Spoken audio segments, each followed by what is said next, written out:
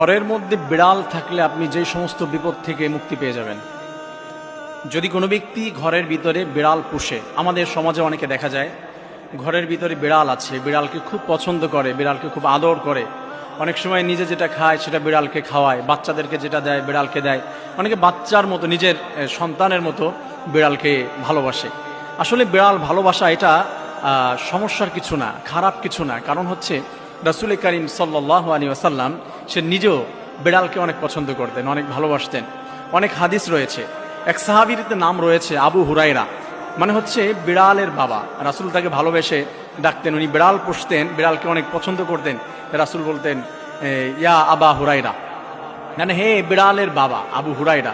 পরবর্তীতে রাসূলের এই ভালোবাসার ডাক তাকে দেওয়া, তার নাম প্রসিদ্ধ হয়ে গিয়েছে আবু হুরায়রা। তার আসল নাম কিন্তু আবু হুরায়রা নয়। তার জন্য বিড়াল আমরা ভালোবাসতে পারি, বিড়াল পছন্দ করতে পারি।